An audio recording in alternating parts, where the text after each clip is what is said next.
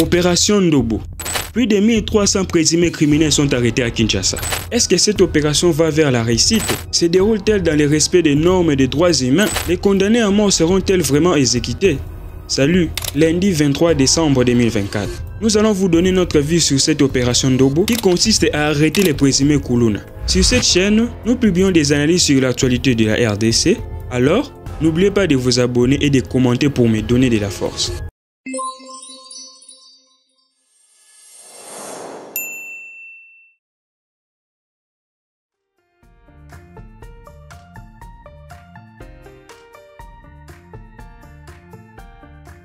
Lors de la 25e réunion du Conseil des ministres, le vice-premier ministre de l'Intérieur, Jacquemain Chabani, a affirmé que l'opération Ndobo, lancée pour lutter contre les délinquants, a donné des résultats encourageants. En seulement quelques semaines, plus de 1300 présumés criminels ont été arrêtés à Kinshasa. Il a ajouté que cette opération sera également menée dans d'autres villes de la RDC. L'opération a été lancée le 6 décembre dernier avec l'implication de la police nationale congolaise.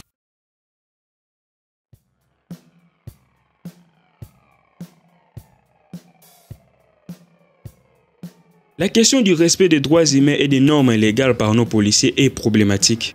Même si tu es député, ministre ou autre homme d'État, lorsqu'on désigne des policiers pour t'arrêter, sache que cela ne se fera pas souvent selon les normes. La brutalité policière n'a pas commencé aujourd'hui. Dans le cas de ces arrestations, on parle des biens présumés criminels, donc leur culpabilité n'est pas encore confirmée. Oui, les Kuluna font du mal à la population congolaise.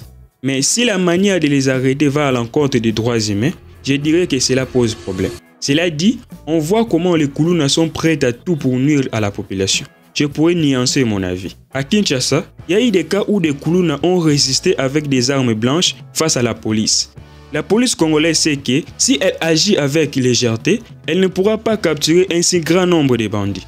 La brutalité peut être efficace, mais elle ne doit pas être excessive, surtout quand la personne est déjà neutralisée. Ce que nous déplorons, nos policiers continuent parfois à tabasser, même lorsque la personne est déjà maîtrisée. Cela dit, notre rôle ici n'est pas de critiquer nos policiers, surtout sur cette opération. Ils ont accompli un grand travail, félicitations à eux. Cette opération permettra aux Kinois de bien vaquer à leurs occupations en toute tranquillité, surtout dans cette période de fête. Cette initiative est vraiment à féliciter, car la punition aidera certains Kuluna à abandonner leurs activités, surtout ceux qui ont eu la chance de ne pas être attrapés par la police. C'est une sorte d'avertissement que les autorités ont lancé à l'ensemble des criminels, y compris ceux qui opèrent dans les provinces. L'État doit cibler aussi les provinces, car certains Kuluna fouillent vers des régions reculées dans de telles situations, ce qui pourrait faire grimper les taux de criminalité dans ces zones-là.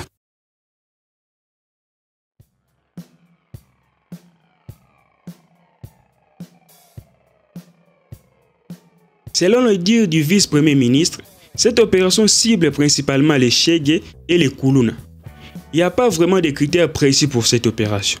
Nous savons bien que plusieurs bandits sont connus par la force de police. Plusieurs zones inquiétantes de la capitale sont également identifiées comme repères de bandits. Puisque nous parlons de présumés criminels, il est possible que tu sois arrêté, mais si ton dossier est clair et sans faute devant la justice, je ne pense pas qu'ils te condamneront.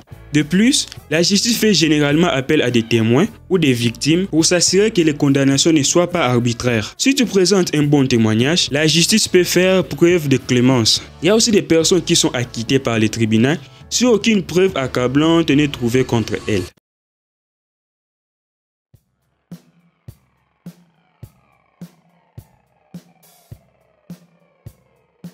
Pour l'instant, on a vu une vingtaine de Kuluna condamnés à mort pour avoir commis des meurtres avec des coups et blessures volontaires.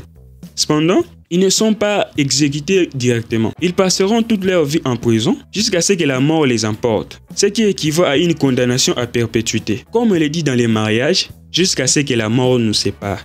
Cela dit, la situation pourrait changer. Depuis mars dernier, le gouvernement congolais a levé un moratoire sur l'exécution de la peine de mort, mais uniquement pour ce qui se passe à l'est du Congo.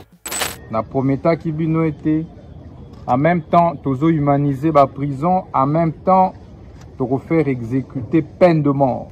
Donc désormais bakangio rozala lisusu na boloko te to faire exécuter peine de mort ndenge boyebi ezalaka par fusillade topé par pendaison.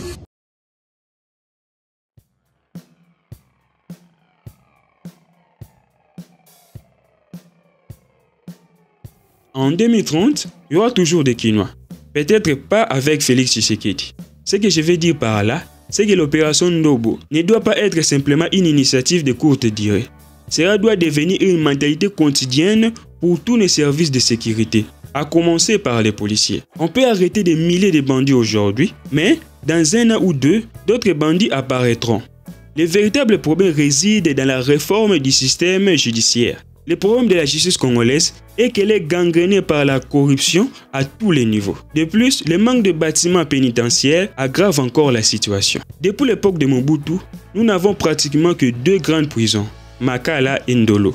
Cela entraîne une surpopulation carcérale extrême. Par ailleurs, nos policiers ne sont pas suffisamment formés. Beaucoup d'entre eux se comportent comme des Kuluna en uniforme. Leur attitude est souvent similaire, ce qui rend difficile de faire respecter la loi de la manière efficace. Ce que je veux dire par là, c'est que l'État ne peut pas organiser des opérations spéciales comme Ndobo en permanence. Il serait préférable de réformer complètement l'appareil judiciaire pour qu'il fonctionne correctement. Les policiers doivent faire son travail en arrêtant les criminels. Les tribunaux doivent juger en toute impartialité, en condamnant ou acquittant selon les preuves. Et les maisons d'éducation doivent faire leur travail d'exécution des peines.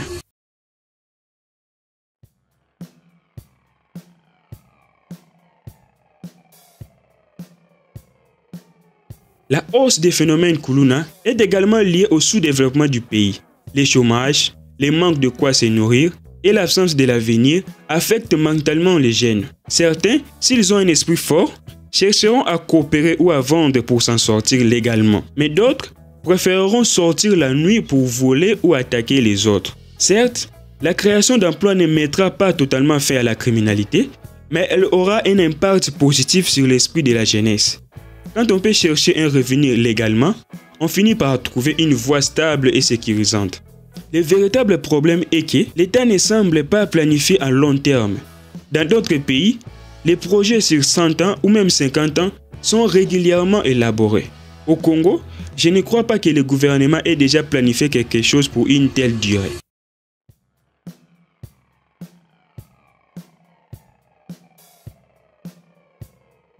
La jeunesse congolaise représente les élites de demain. Il est crucial de les préparer aux éventualités, de leur donner des outils pour faire face aux défis, de leur offrir des opportunités pour construire un avenir meilleur. Si l'État continue de ne se concentrer que sur le présent, sans se projeter sur le long terme, nous risquons de perpétuer les mêmes problèmes. Qu'en pensez-vous de cette analyse? Selon vous, quelles sont les solutions les plus adaptées pour aider la jeunesse et réduire les phénomènes Kuluna? Donne-moi votre avis en commentaire, ça me fera plaisir, vraiment plaisir de lire vos idées.